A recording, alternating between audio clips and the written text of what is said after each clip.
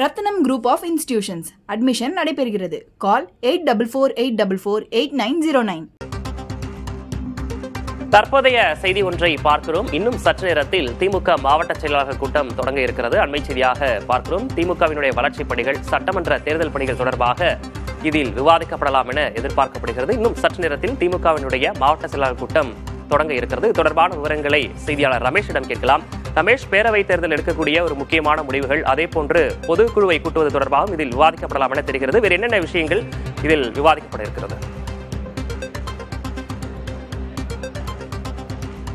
அதிமுக பாஜக கூட்டணி ஏற்பட்ட பிறகு முதன்முறையாக திமுக மாவட்ட செயலாளர்கள் கூட்டம் நடைபெறுகிறது. இதில் பெரும்பாலானவர்கள் அமைச்சர்களாக இருக்கிறார்கள். நீங்கள் பார்க்கலாம், ரகுபதி, அனிதா ராதாகிருஷ்ணன் உள்ளிட்ட அமைச்சர்கள்லாம் உள்ளே செல்லக்கூடிய காட்சியில் நம்முடைய ஒளிப்பதிவாளர் ஐயப்பன் உங்களுக்கு காட்சிப்படுத்திக் கொண்டிருக்கிறார். திமுகவை பொறுத்தவரை முக்கியமான முடிவுகளை மாவட்ட செயலாளர்கள் கூட்டத்தில் தான் எடுப்பார்கள். திமுகவுடைய பொதுக்குழு அடுத்த மாதம் கூடுகிறது. 2022ஆம் ஆண்டுக்கு பிறகு பொதுக்குழு என்பது மீண்டும் கூடுகிறது. திமுகவில் ஒரு அதிகார மிக்க ஒரு பாடி எதுன்னு சொன்னாங்க, அது பொதுக்குழுன்னு சொல்லுவாங்க. அந்த பொதுக்குழுவில் கிட்டத்தட்ட 3000க்கும் மேற்பட்டோர் பங்கேற்க இருக்கிறார்கள். அது மதுரையில் நடக்க இருக்கிறது. இந்த நிலையில் இது குறித்தும் ஆலோசிக்கப்பட இருக்கிறது. அது மட்டும் இல்லாமல் அண்மையில் குறிப்பாக 2 அமைச்சர்கள் ராஜினாமா செய்திருக்கிறார்கள். பொன்முடி மற்றும் செந்தில் பாலாஜி ஆகியோர் ராஜினாமா செய்த பிறகு நடைபெறக்கூடிய மாவட்ட செயலாளர் கூட்டம்.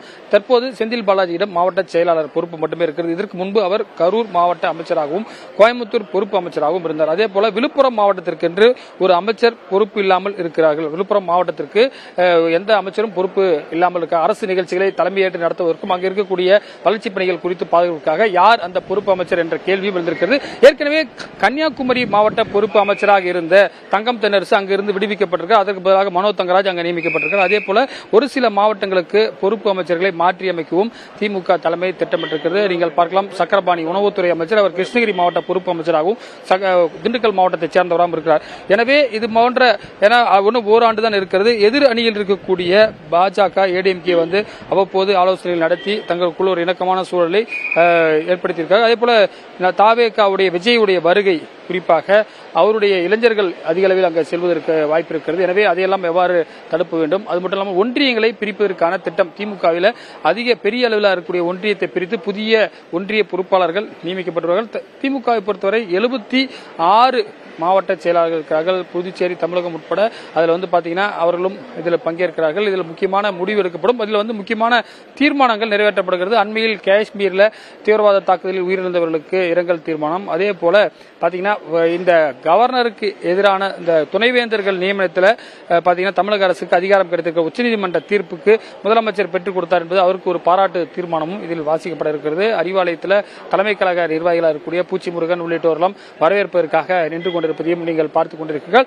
இதற்கு முடித்த பிறகு தீர்மான நகல் என்பதும் கொடுக்கிறது. அது மட்டும் இல்லாமல் இன்று மாலை முதலமைச்சருக்கு ஒரு பாராட்டு விழா, மாநில சுயாட்சி நாயகர் என்ற பெயரில் ஒரு பாராட்டு விழாவுக்கும் கட்சி ஏற்பாடு செய்கிறது. அந்த நிகழ்ச்சியில் பங்கேற்பதற்காக எம்எல்ஏக்கள் அனைவருக்குமே அழைப்பு விடுக்கப்பட்டிருக்கிறது. நீங்கள் பார்க்கலாம், தொடர்ச்சியாக மாவட்ட செயலாளர் ஒரு சில பேர் தான் மாவட்ட அமைச்சர்கள், அமைச்சர்களாக இல்லாதவர்கள் பாத்தீங்கன்னா இருக்கார்கள். மற்றவர்கள் அனைவருமே தற்போது வந்திருக்கிறார். ராணிப்பேட்டை மாவட்டத்தைச் சேர்ந்த காந்தி தற்போது உள்ளே செல்லக்கூடிய காட்சிகளை தான் நீங்கள் பார்த்துக் கொண்டிருக்கிறீர்கள். தொடர்ச்சியாக இந்த மாவட்ட செயலாளர் கூட்டம் நடைபெற்ற பிறகு என்ன மாதிரியான விஷயங்கள் ஆலோசிக்கப்படுகின்றன, கூடுதல் விவரங்களோடு நம்ம மீண்டும் இணையலாம். நிச்சயமாக ரமேஷ், இன்னும் சற்று நேரத்தில் திமுகவுடைய மாவட்ட செயலாளர் கூட்டம் கூட உள்ள நிலையில் அது தொடர்பான விரிவான விவரங்களை வழங்கியமைக்காக நன்றி ரமேஷ். ரத்னம் குரூப் ஆஃப் இன்ஸ்டிடியூஷன்ஸ் அட்மிஷன் நடைபெறுகிறது. கால் 8448448909.